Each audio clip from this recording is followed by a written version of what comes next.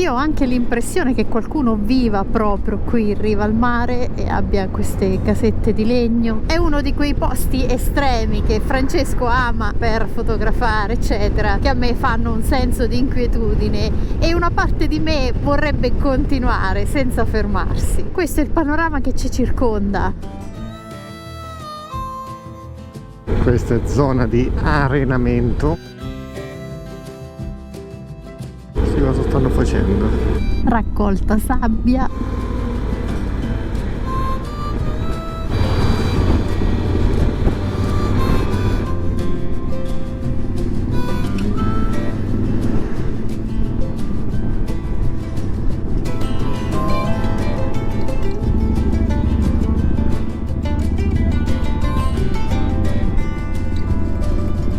Qua ci sono dei butta dentro. Voi non lo potete sentire da casa, ragazzi, ma c'è un odore devastante. Poi c'è il vento che in teoria dovrebbe anche spazzarlo via. Oltre a chiedersi come facciano a vivere in queste condizioni, qualche volta è più dura del solito. Siamo a Jauka. Il fiume ha contribuito a creare questa oasi di verde piena di ulivi. Infatti Jauka sembra essere, come era scritto all'entrata del pueblo, la ciudad de las aceitunas, la città delle olive. Il taxi.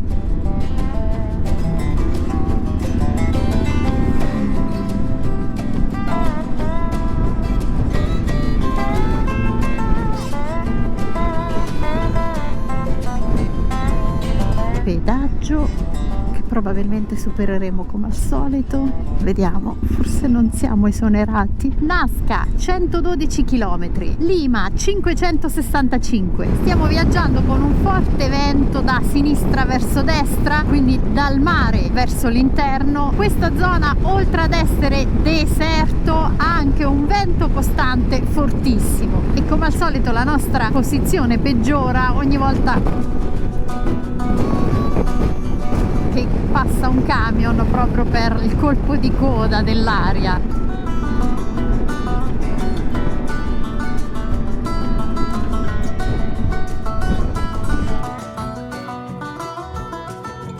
Ora che abbiamo preso la direzione per Nazca sono aumentate un po' le auto, ma ci troviamo a 103 km esatti da Nazca.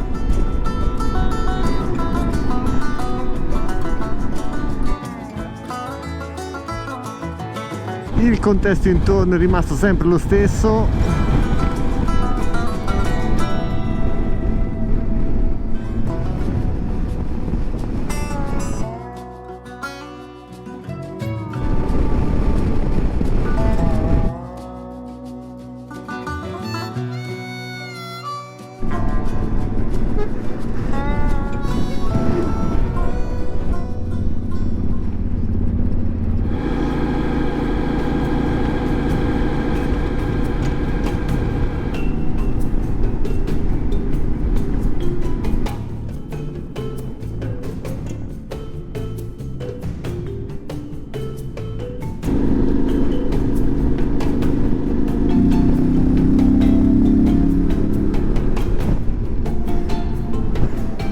A questo punto, dopo circa 200 km che in parte avete visto anche voi, se ci chiedete, Francesco e Sara, che cos'è il nulla cosmico, ce l'abbiamo avanti. Diciamo che questa zona del Perù, raggiungendo Nazca, assomiglia molto a Corridore il giorno di Ferragosto. Il vuoto, nada de nada per ore, cioè per tutto il giorno di Ferragosto. Con l'unica differenza che ogni tanto qualche camion passa. Che poi, a proposito del giorno di Ferragosto, i sudamericani, gli argentini con cui ne abbiamo parlato, non capiscono il perché l'Italia il giorno di Ferragosto o i giorni immediatamente prima o immediatamente dopo si fermi. Com'è possibile che un paese in quei giorni si ferma? E poi l'Italia non è Sud America, però è così. E queste che vediamo tutti insieme sono le prime pale eoliche che abbiamo visto qua in Perù.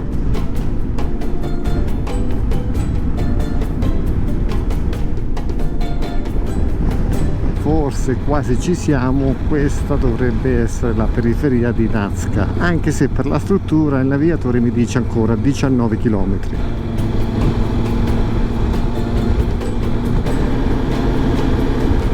E comunque Comunque Nazca ci accoglie con una piccolissima tempesta di sabbia.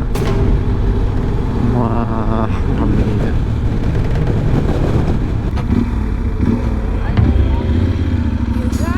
Quindi se volete una bibita fresca non esitate, qua le trovate sempre all'ingresso di ogni paese. USB di scarica musica, cose pazzesche, pazzesche.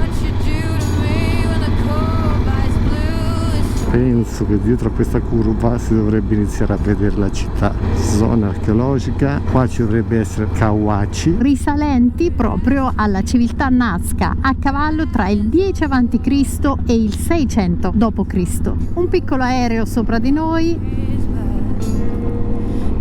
che sicuramente starà sorvolando sopra le linee e i geoglifi di Nazca. Caldo pazzesco in questo momento a Nazca.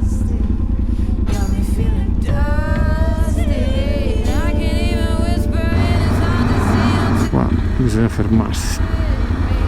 Positivo, i semafori hanno i secondi sia per il rosso che per il verde. Mezzi customizzati.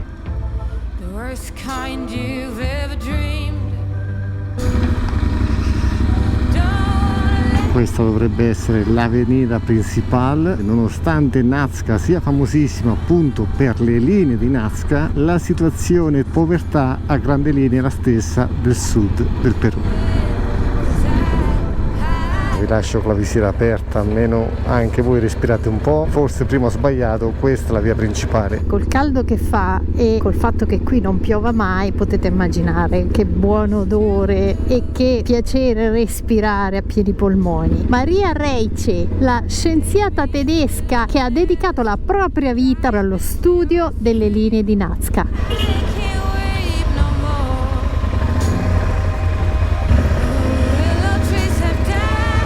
La nostra struttura dovrebbe trovarsi lungo questo viale. Forse ci siamo. Destinazione raggiunta, ragazzi. Anche oggi grandissima tenerona. Arrivati. Hola ragazzi, buon dia. Oggi andiamo velocissimi in un posto pazzesco. Luis? Perfetto, un piacere. Buongiorno. Buongiorno. Andiamo? Vamos. Abbiamo il nostro transfer che ci porterà all'aeroporto di Nazca. All'aeroporto ci siamo arrivati, però come potete vedere siamo sempre molto fortunati, nel senso che oggi c'è un po' di neblina, quindi la visibilità non è il massimo. Dovremmo aspettare forse un'ora prima di decollare in modo da poter vedere forse quello che dobbiamo vedere. Cioè quello che speriamo di vedere. Comunque questo è l'aeroporto e là in fondo ci sono due mezzi pazzeschi.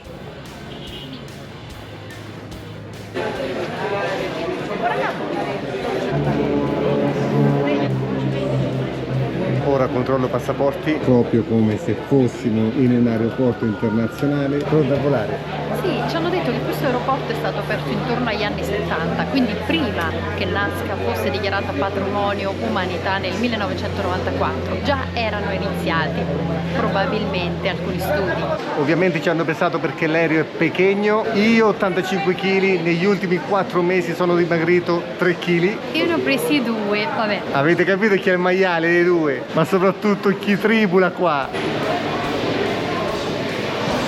Comunque 2 tasse da pagare, la seconda Ministero della Cultura, queste sono le 2 cose da fare, 77 soles, quindi parliamo di circa 19 euro, che sarebbero praticamente delle tasse aeroportuali. Ovviamente avete diverse compagnie aeree, noi prenderemo l'aereo Phoenix sperando che vada tutto bene. Ci fanno compilare questo modulo in manuale. Sì, è una sorta di registrazione per il Ministero della Cultura peruviano. Noi abbiamo il check-in alle 10. Okay, hello, my name is Alejandro Parol. I am a commercial pilot and will be the co-pilot for your flight. The airplane is 2155. Follow me. Siamo su un sito della cultura Nazca, civiltà pre-Inca dal 100 a.C. al 600 d.C. L'ultimo aereo è il nostro. L'aeroporto dal quale decolliamo è intitolato a Maria Reiche, scienziata tedesca.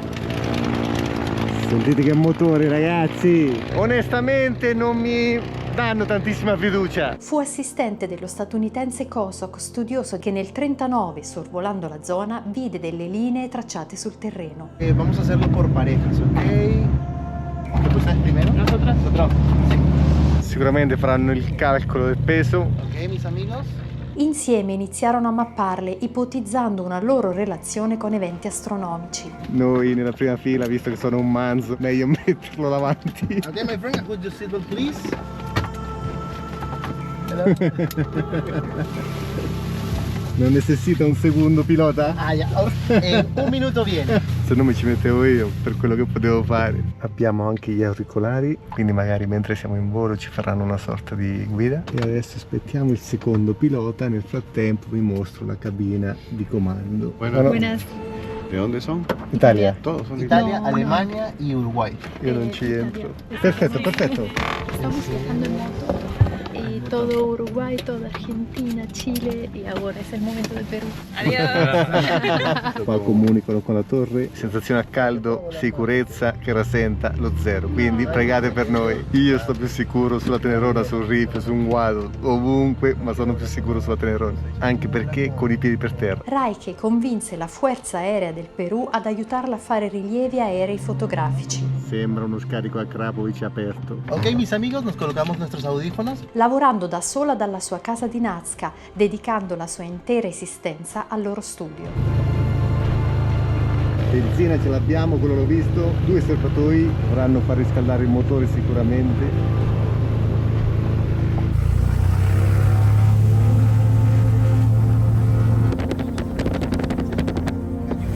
Perfect.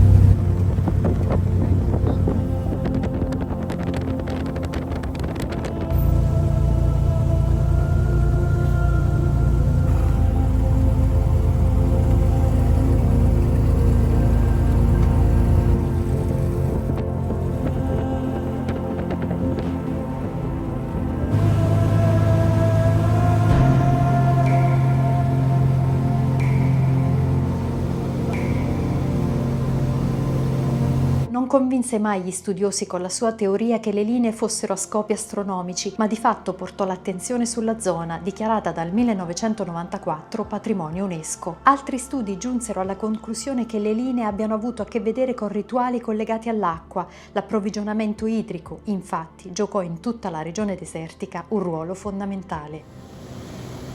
La Panamericana scorre a tracciare un segno netto nella piana interminabile mentre ci avviciniamo alle oltre 13.000 linee e 800 disegni, geoglifi, che si sviluppano su un'area di 750 km².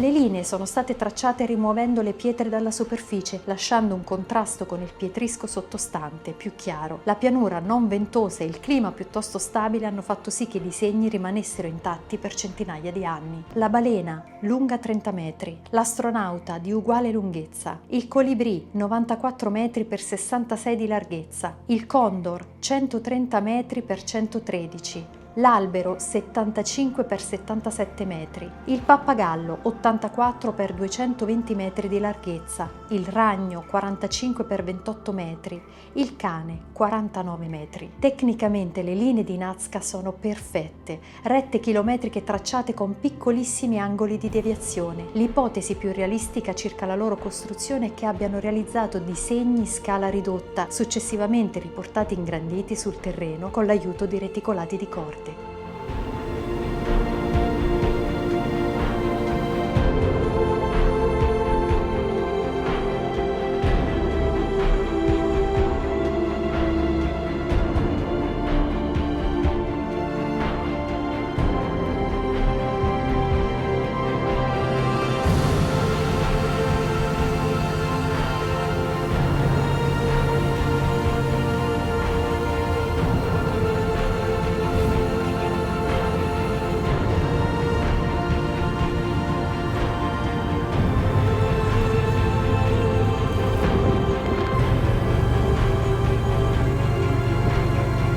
terra ci siamo tornati, sani e salvi non proprio, nel senso salvi sì, sani un po' meno.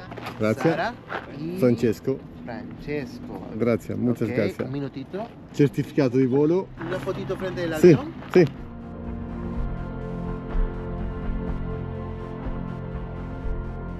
E dopo un'ora questa è la situazione. Dai! Ma dopo 2 ore di recupero la stiamo riprendendo. Sono ancora viva. Dai! Ci avevate sperato. Adesso però vediamo se riprendere il suo ruolo da prof. Proviamo a portarvi in un altro luogo molto interessante. Vediamo se ci riusciamo. Aggiornamento veloce, taxi chiamato, ci porta, ci aspetta e ci riporta in struttura. Il tutto per la modica cifra di, convertita in euro, 15 euro.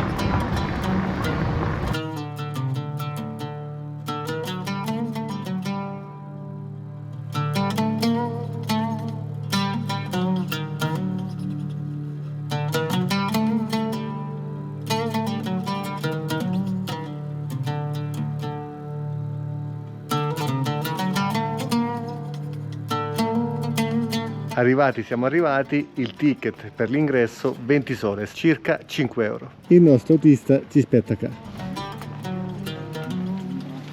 Abbiamo 20 soles. Ma il resto. Disculpe, però. Disculpe. Grazie. Grazie. Siamo in direzione ingresso e intanto vedete questo canale. Sì, perché vi stiamo portando in una delle opere ingegneristiche più straordinarie di tutto il periodo pre-Inca. Ovvero all'acquedotto di Cantaloc. Ed ora guardate insieme a noi quello che avevano pensato / costruito 1500 anni fa.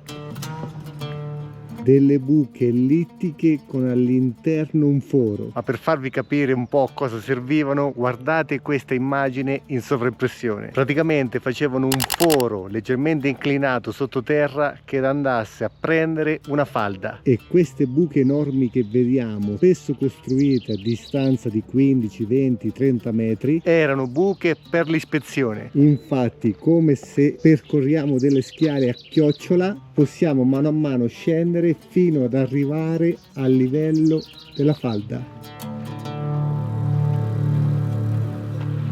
Quindi da questa prospettiva capite bene che l'acqua scorre sotto di noi per confluire in un punto stabilito da loro, il quale serviva per l'irrigazione dei campi circostanti. Inoltre questi buchi non servivano solo per l'ispezione, ma anche per un discorso di pressione, e qui ci fermiamo, altrimenti trasformiamo questo video in un pippone. Si capisce bene che in una zona così desertica questa tecnologia, questa ingegneria fosse fondamentale, e lo è tutt'oggi perché sono ancora in funzione, perché fanno parte di un sistema di 30 acquedotti presenti qui a Nazca, anche se siamo sotto il comune di Cantaio. Inoltre, col fatto che l'acqua scorre sottoterra, c'è anche una funzione di pulizia dell'acqua naturale. Salendo verso nord praticamente abbiamo 5 fori di ispezione.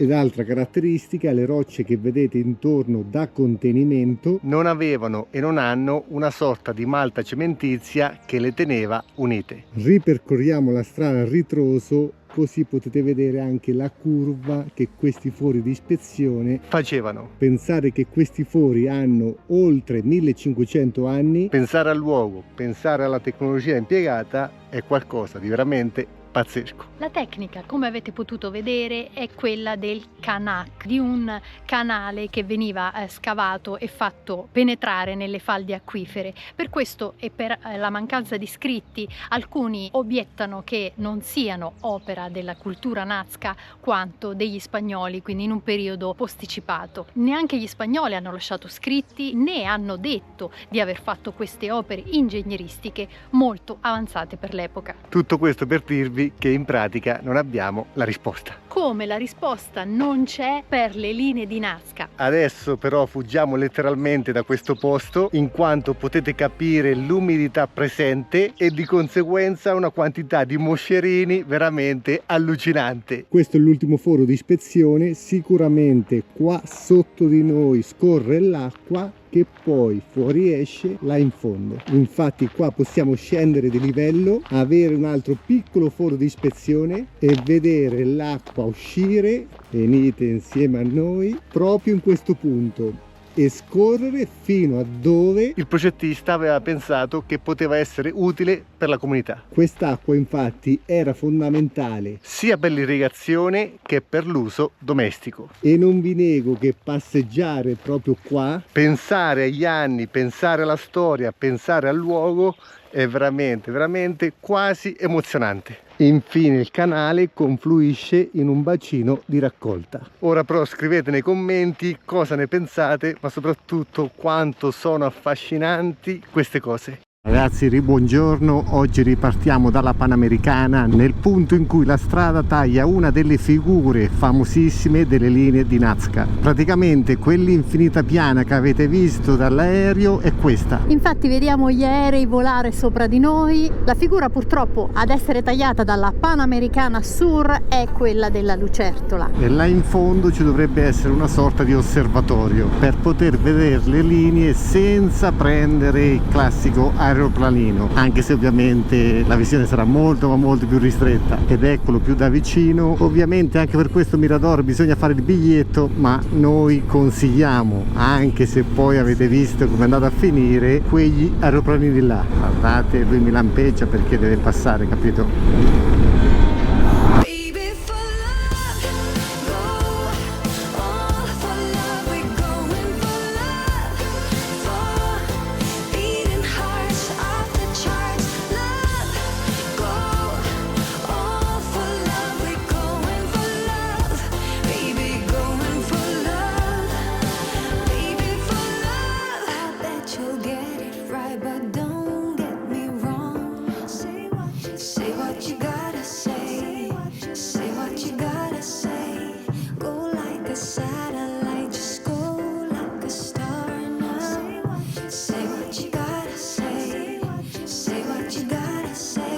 Take it to the big scene, take it all.